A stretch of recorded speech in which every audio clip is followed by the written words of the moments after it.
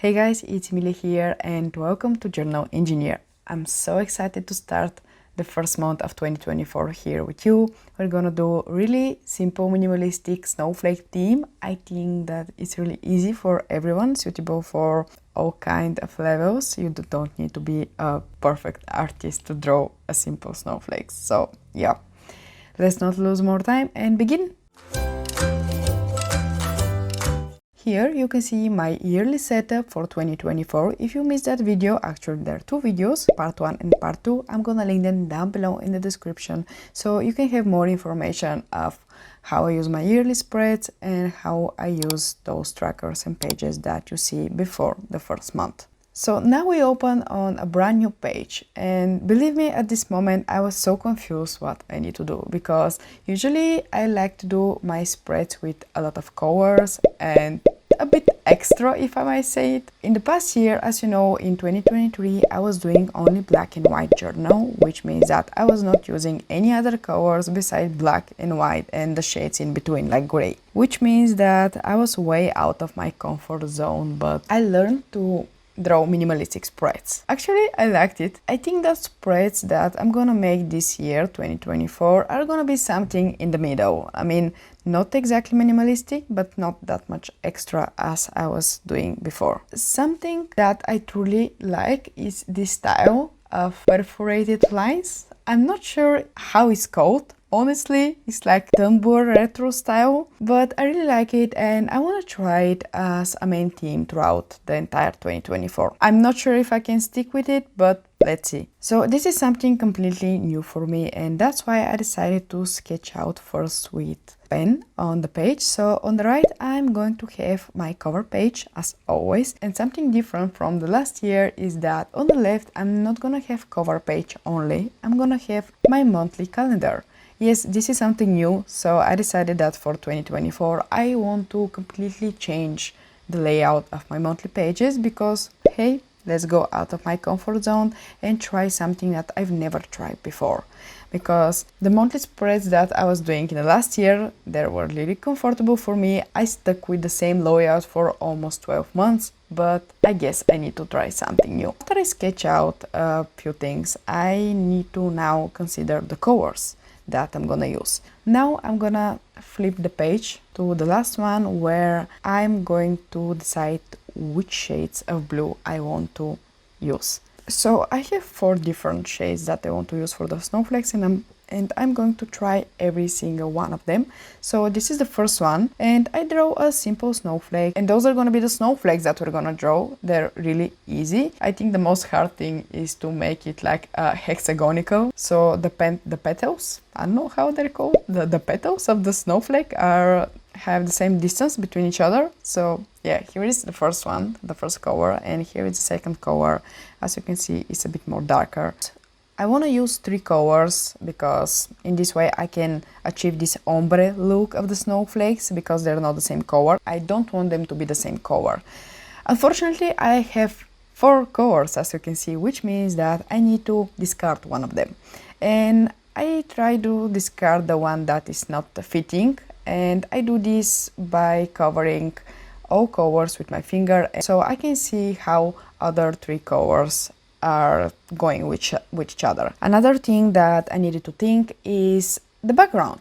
So I'm using a fifth a fifth shade of blue for the background, and this is Dingbats from Pastel collection. And I was not sure how I want to make the carré, not sure how this is called, the carré behind the snowflakes. My question was, should I use the brush or the pen? And that's why I decided to draw both of them so I can see which one I like more. And after I drew them, I decided that I like way better the pen style, like more thin and not that visible lines. Probably I'm gonna use the upper one for one of my weekly spreads. And after I decided all these things, I'm ready to get back to my main page. From now on, you're gonna see it's not that hard. I mean, the theme is pretty easy. So first I sketch with the pencil some of the snowflakes to get a main idea where they're gonna be positioned, and I want this flow, as you can see here, and yeah, basically that's all. Then I start do the lines. At first I was not sure if I need to make those lines with a ruler or without a ruler. As you know, this is completely new territory for me to draw such spread, so we're gonna learn together basically. At first I wanted to use a ruler and I made a few lines with ruler, but from then I decided that I actually like them more when I do them freehand, because there are some kind of glitches that I truly like and I think they add authenticity to the drawing itself.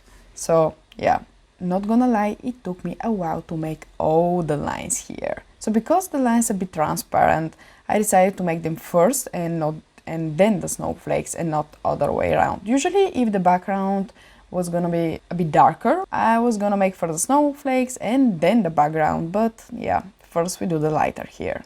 Then I start do the snowflakes. So I have a few lessons that I learned doing the snowflakes. If I want to make a lot of details, I need to do a big snowflake, and I surely cannot do a small snowflake with a lot of details. Here I was trying to do something, as you can see on this snowflake, and I didn't like how it turned out, so yeah. Talking about the shape of the snowflakes, well, I just made it up right here. I don't watch from anywhere. I just know the snowflakes have basic shapes, hexagonal or octagonal, which means like 8 petals. Not sure if they're petals, guys, sorry if I misword them, but the main thing that I do on the snowflakes is the tips of the petals.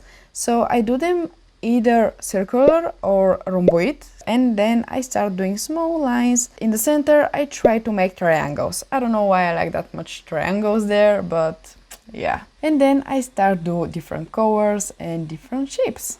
After I do all the snowflakes, basically, you see I shuffle the colors, so I have light blue, I have dark blue, and I have like this more saturated blue, and I add a few dots around, and then I start with my favorite part, doing those perforate lines there.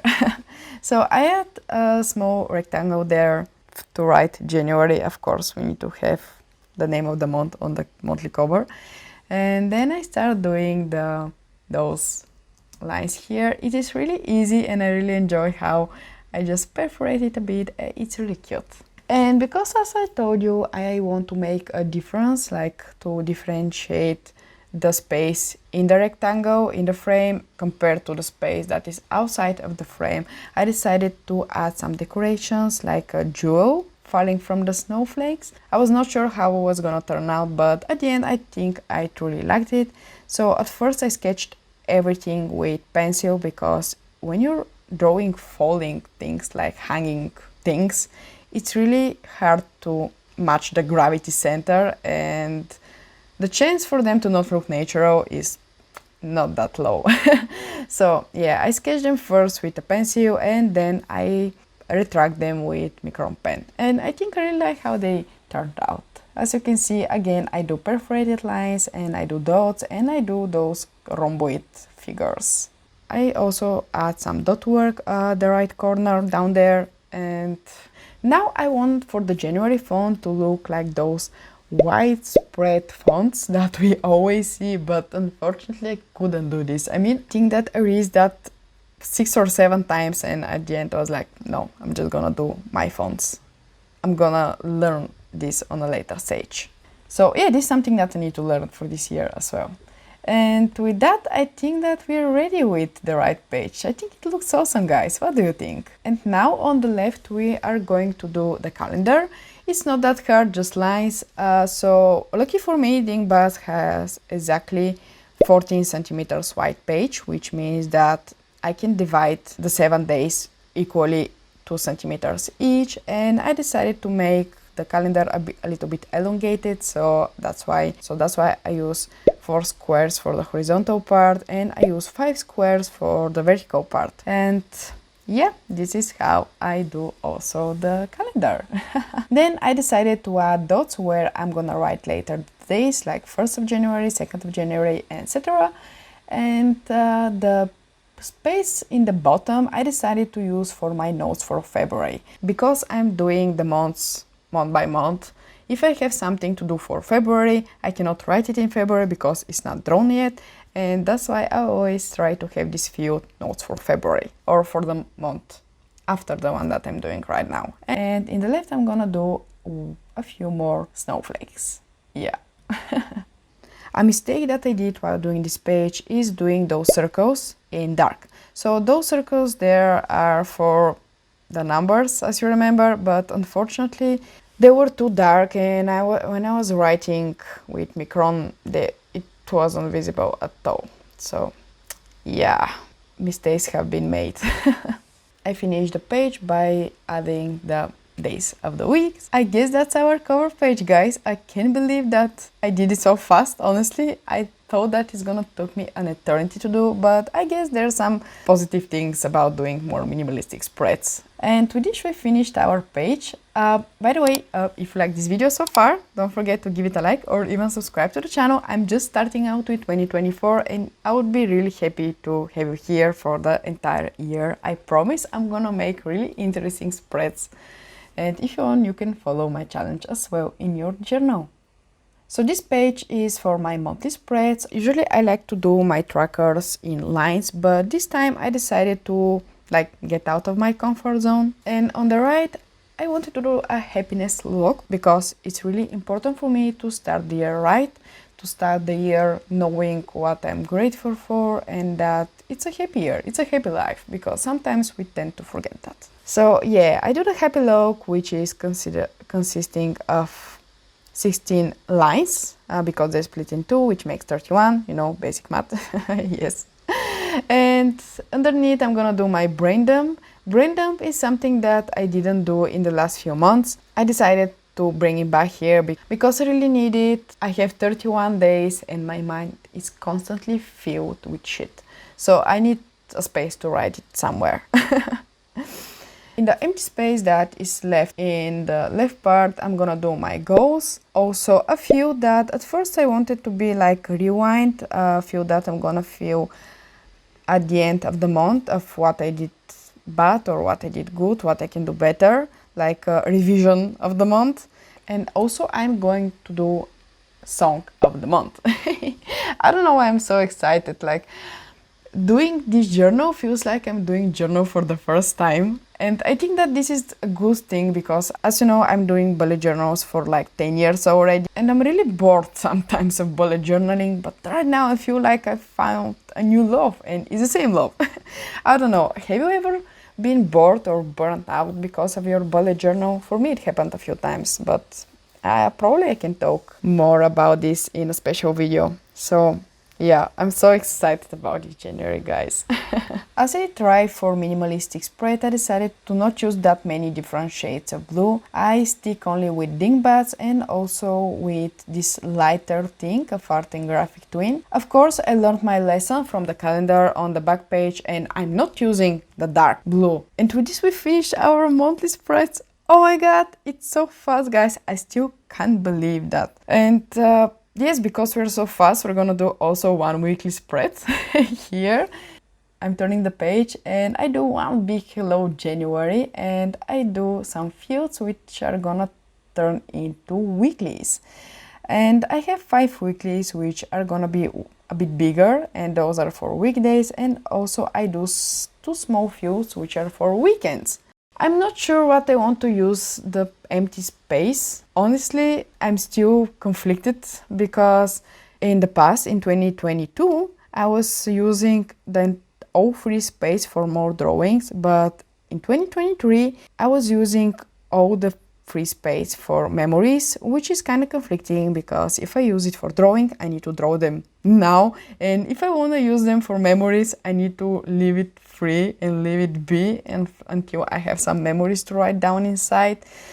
If you don't know what I'm talking about, just check out my flip through video that I'm going to upload just in a few days. I'm gonna post a link down below in the description, or you can just check out the videos in my channel. Is the video right after this one. So yeah, I was not sure what to do with all the empty space, but I guess I need to figure it out, and this is part of me being out of my comfort zone. And I add, of course, the names of the weekdays, and Saturday and Sunday being a little bit smaller, but I decided on new different layouts.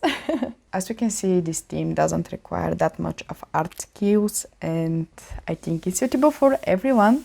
It's really easy to do, and I don't have that much to talk about. It's really easy, guys, so I hope that you liked it. Let me know in the comments if you like this new style that I'm gonna try for 2024, and I'm so happy that again I feel this joy of doing bullet journals. It's been busier, guys, and I hope that this one is more good year for all of us, and we're gonna share it together, see each other here once a month. Yeah, so thank you for watching, guys. You know, if you like it so far, don't forget to give it a like or even subscribe. If you already subscribed, from the bottom of my heart, thank you. And in the next video, as I said, we're gonna do the flip through of 2023, so yep, see you there. Until then, don't forget to stay on the sunny side.